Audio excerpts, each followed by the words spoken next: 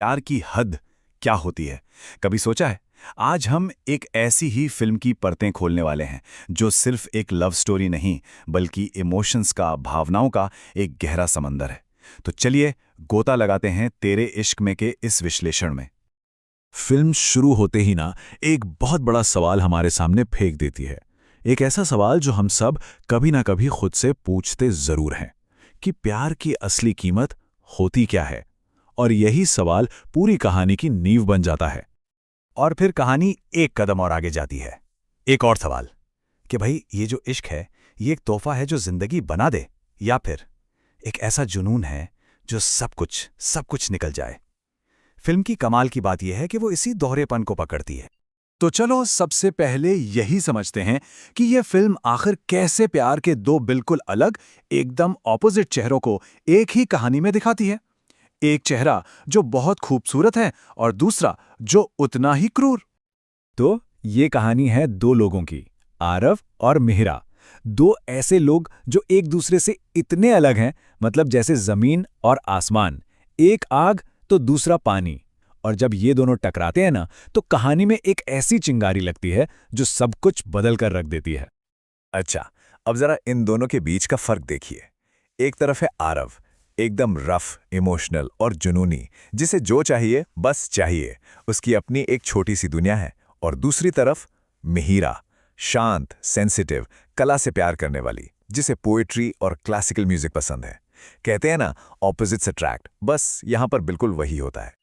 उनकी पहली मुलाकात, अरे वो तो नफरत से शुरू होती है, लेकिन फिर धीरे धीरे पता भी नहीं चलता कब वो एक दूसरे की तरफ खींचने लगते हैं।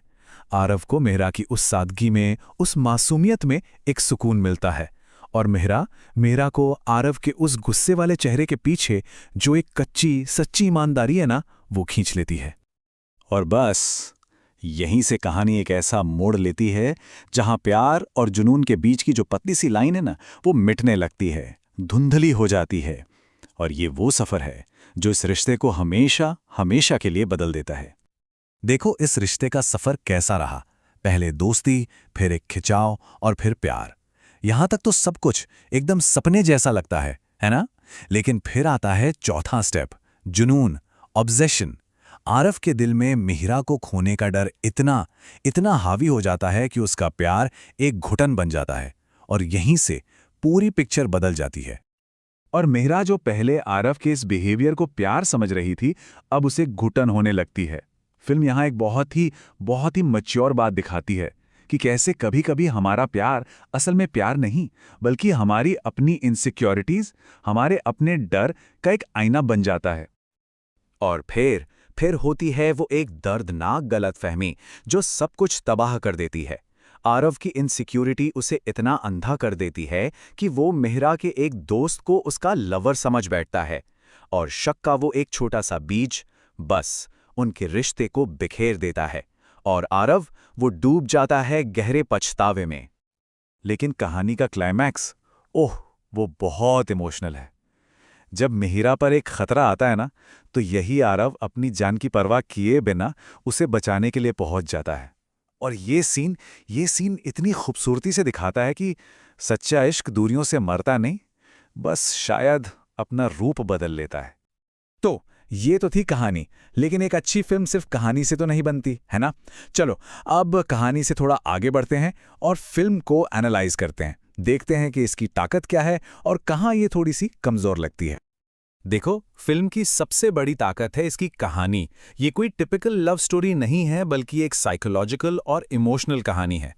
एक्टिंग की बात करें तो क्या कमाल का काम किया है एक्टर्स ने। उनके गुस्से, दर्द, बेबसी को कोई भी महसूस कर सकता है। और हाँ, म्यूजिक, संगीत तो जैसे इस फिल्म की जान है, इसकी आत्मा है।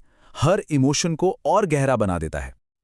हाँ, कुछ कमजोरियां भी हैं, माननी पड़ेंगी। फिल्म की शुरुआत थोड़ी धीमी लग सकती है, और कुछ सीन थोड़े ओवर द टॉप, ज्यादा ड्रामेटिक लगते हैं। लेकिन सच कहूं तो ये छोटी मोटी बातें हैं जो फिल्म के ओवरऑल एक्सपीरियंस को ज्यादा खराब नहीं करती। तो फिर इन सब बातों के बाद फाइनल वर्डिक्ट क्या है? क्या ये फिल्म देखनी चाहिए? जवाब है बिल्कुल हाँ।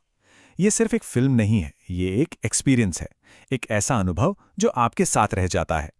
फिल्म का जो सबसे जरूरी मैसेज है ना, वो इस एक लाइन में है कि इश्क खूबसूरत है, लेकिन सबसे पहले इश्क खुद से होना चाहिए। ये हमें याद दिलाती है कि किसी और से प्यार करने से पहले खुद से प्यार करना कितना कितना जरूरी है। ये एक सेल्फ डिस्कवरी की कहानी भी है। और फिल्म का जो एंड है ना, वो कोई टिपिकल हैप्पी या सैड एंडिंग नहीं है। ना कोई बड़ा मिलन होता है, ना जुदाई, बल्कि एक गहरी, कड़वी मीठी सी अंडरस्टैंडिंग पर खत्म होती है। दोनों किरदार ये समझ जाते हैं कि प्यार तो है, लेकिन जुनून के साथ जीना वो मुमकिन नहीं है। तो मेरी तरफ से इस फिल्म को मिलेंगे 4 स्टार्स आउट ऑफ 5। 1 स्टार मैं काटूंगा इसकी धीमी शुरुआत और कहीं कहीं पर थोड़े ज्यादा ड्रामे के लिए, लेकिन इसकी एक्टिंग, इसका म्यूजिक और कहानी में जो गहराई है ना, वो इसे एक बहुत ही पावरफुल फिल्म बनाती है। तो आखिरी सवाल, ये फिल्म किसे देखनी चाहिए? अगर कोई ऐसी लव स्टोरी देखना चाहता है जो सिर्फ हंसाए या रुलाए नहीं, बल्कि सोचने पर मजबूर कर दे, तो तेरे इश्क में जरूर देखें। ये एक ऐसी फिल्म है जो प्यार के कई रंग दिखाएगी, कुछ बहुत खूबसूरत और कुछ उतने ही गहरे।